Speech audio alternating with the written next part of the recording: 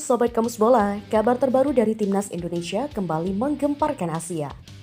Media Cina, Korea Selatan hingga respon warganet plus 62 menjadi sorotan. Apa yang sebenarnya terjadi? Yuk simak selengkapnya di sini. Kita mulai dari hebohnya pemberitaan di Asia. Media Cina menyoroti skuad Timnas Indonesia di bawah asuhan Patrick Kluivert. Apa yang membuat mereka begitu terkejut? Berikut ulasannya. Gara-gara Timnas Indonesia, badai besar terjadi di Asia. Media China sebut skuad Patrick Kluivert saat ini. Timnas Indonesia mendapatkan sorotan dari media Cina dan disebut telah menciptakan badai di Asia. Cina merupakan salah satu saingan Timnas Indonesia di kualifikasi Piala Dunia 2026. Beberapa bulan lalu, Timnas Indonesia di bawah asuhan Shin Tae-yong kalah tipis di kandang Cina. Kini di bawah pelatih Patrick Kluivert, ada kemungkinan Timnas Indonesia untuk balas dendam ke Cina pada Juni mendatang.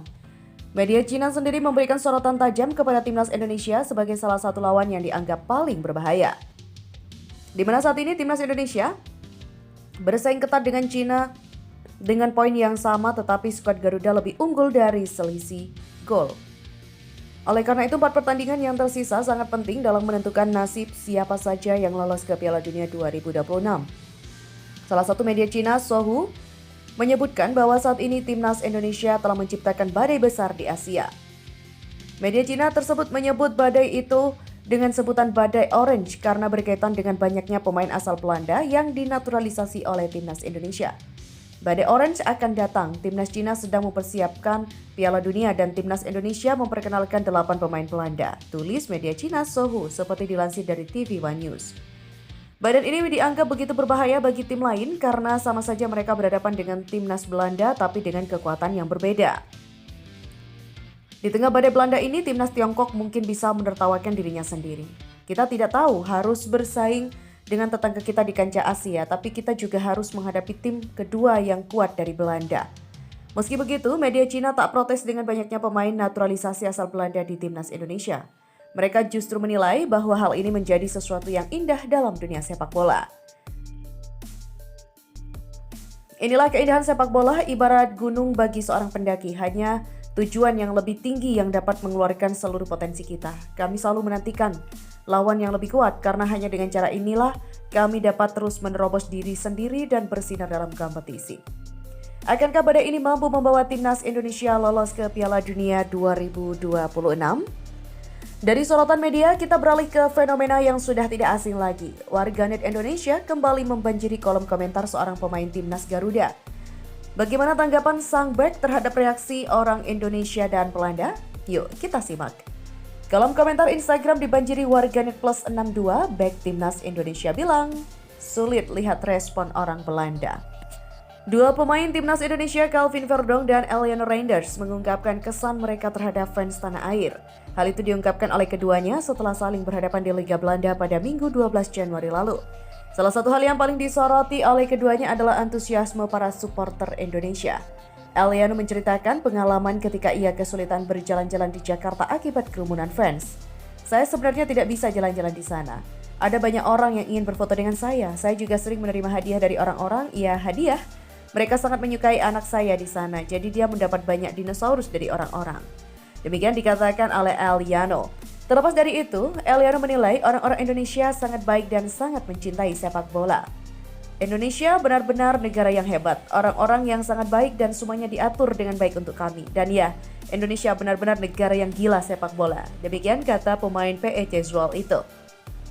Sementara itu, Verdong menyoroti banyaknya komentar warganet plus 62 di akun Instagram pribadinya maupun klubnya. Bek Nick Megan itu bahkan mengaku kesulitan melihat tanggapan dari orang Belanda di kolom komentar. Akun Instagram Verdong saat ini memiliki lebih dari 2 juta pengikut, sedikit lebih banyak dari Eliano Reinders yang hanya 1,5 juta.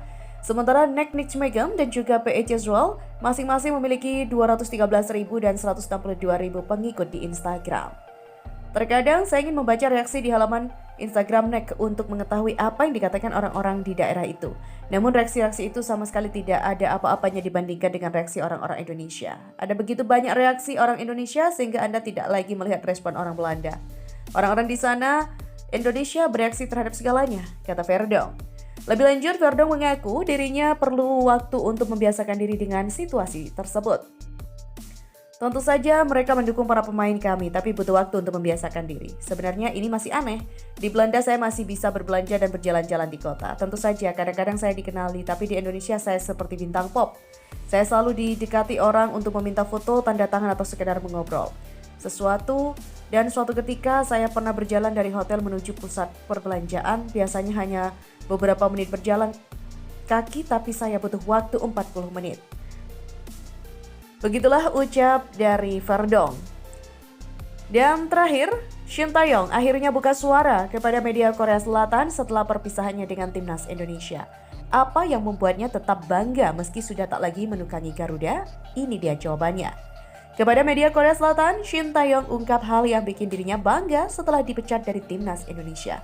Saya bangga karena Shin Taeyong berkomentar lebih banyak kepada media Korea Selatan pasca pemecatan dirinya dari timnas Indonesia. Meski bukan keputusan yang diharapkan, pelatih 54 tahun itu menyampaikan perasaan bangganya setelah dipecat dari timnas Indonesia. Alasan Shin Taeyong bangga karena dirinya merasa telah meninggalkan hal positif bagi skuad Garuda.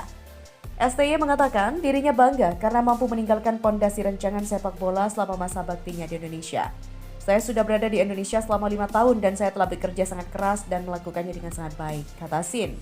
Seperti dikutip dari Yonhap News, saya bangga pada diri saya sendiri karena saya telah meninggalkan banyak pondasi di sepak bola Indonesia. Jadi saya kembali ke Korea Selatan dengan sangat bangga. Kehadiran Shin Taeyong memang membuat gebrakan selama melatih skuad Garuda. Dia berani memutus satu generasi tim dan memberikan jam terbang kepada para pemain muda. Berkat polesan tangannya itulah saat ini timnas Indonesia memiliki sejumlah talenta muda berbakat seperti Rizky Ridho, Asnawi Mangku Alam, Pratama Arhan hingga Marcelino Ferdinand. Di belakang layar pemecatan, semua orang di sini telah dengan antusias mendukung saya. Jadi saya berdiri di sini dan saya yakin bahwa saya bisa pulang dengan senyuman. Ujar pelatih berusia 54 tahun itu.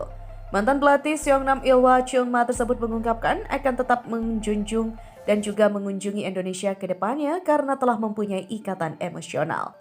Meskipun saya akan kembali ke Korea Selatan, saya akan sering datang ke Indonesia karena saya mencintai Indonesia dan saya berharap dapat melihat perkembangan sepak bola di negara lain atau di Korea dengan cara yang lebih baik.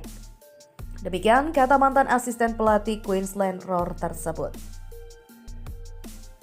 Timnas Indonesia terus menjadi pusat perhatian, baik di dalam maupun di luar negeri. Dari pengaruh besar di Asia hingga kisah Shin Taeyong yang masih membanggakan.